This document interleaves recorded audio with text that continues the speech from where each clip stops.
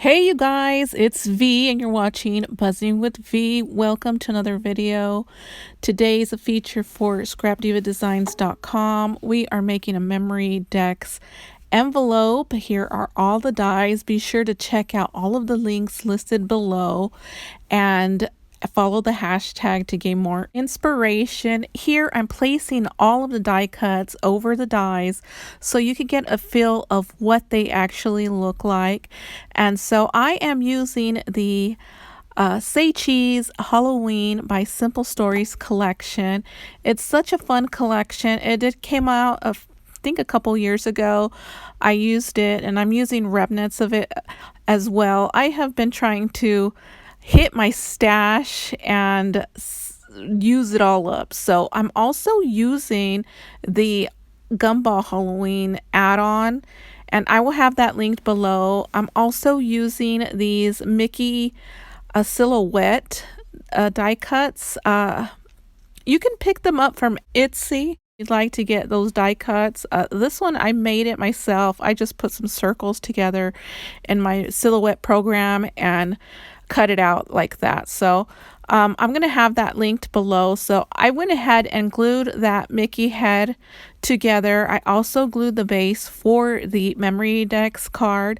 And here I did make a slight mistake. I forgot to add that bottom piece. That bottom piece does not come with the die set. You will have to cut that on your own. So I just pulled out my heat gun and reheat the hot glue and able to fix that. Okay, as far as the lining for the pocket of the envelope, you will have to cut that freehand on your own. Just cut out a pocket and snip off all of the triangles for the cover of the lining there.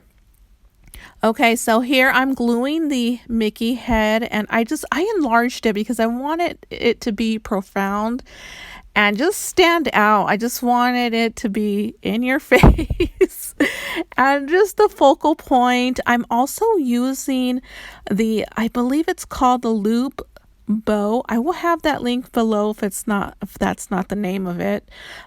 It is also Scrap Diva Designs die cut, so I always go back to this bow. I just love it. It's my favorite bow.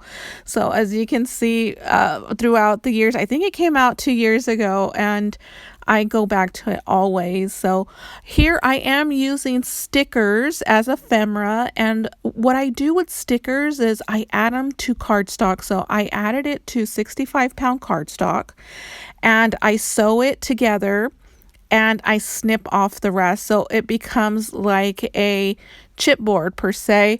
Not as thick as chipboard, but it is pretty thick and it isn't flimsy at all. Here I'm adding the bats from the Halloween Gumball add-on.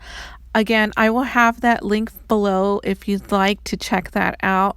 The pack does come with several pieces that you're able to use throughout the years. I have been going back to that one as well. Here I'm going to make an eyelet on the right side of Mickey's ears, or Minnie. It has a bow. It's Minnie. I keep calling it Mickey. Minnie. Okay, so I'm using the Crocodile by We Are Memory Keepers, and I did pick this up from Amazon, and I'm using, I forget what size eyelet, but I will have that there. So it is a 3mm. So I just punch out my hole, use the Crocodile to add the eyelet, and I can add a charm. I wanted to go all out and add some tassels. However, I decided not to. This is one of those moments where I kind of wish I was live and I could ask you guys which way I should do it. Add charms, add both, a tassel as well, or some wire wrap beads. I think I am all wire wrapped bead out, so I haven't been doing any wire wrap beads.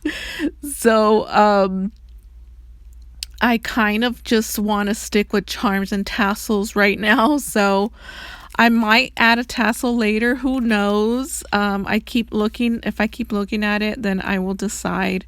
So I added a ghost. That charm I picked up from Amazon. I will have it linked below. Here I'm showing you the sticker pack. And I'm going to add a wording there that says Eek. And I am using the paper clip die cut there, and I do use one, so I end up using the scalloped edge one. The love one, you are able to use that for Valentine's as well as vintage as well. I added the sticker to some pattern paper there, and I'm using some black glittered cardstock for Michael's, and I'm also adding a bat. So just glue your bat, add it where it's needed. For my sake, I added to the right hand side of it. You are able to use purple. I wish I would have used purple bats. I think it would have popped a little bit more than the black, now that I'm thinking about it. And well, I already have it there. I'm using black bats, so it still sparkles very nice.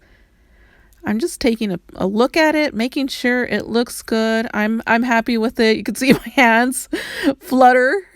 My hands flutter, say, yep, it's good. So I decide to add some of this orange twine. I wrap it around the paper clip there.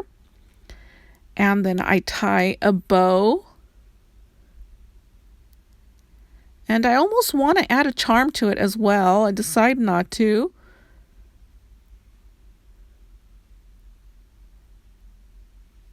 Yeah, so you could dangle anything from the paper clip. You could also use it in journaling if needed. You could use it with the other dies as well.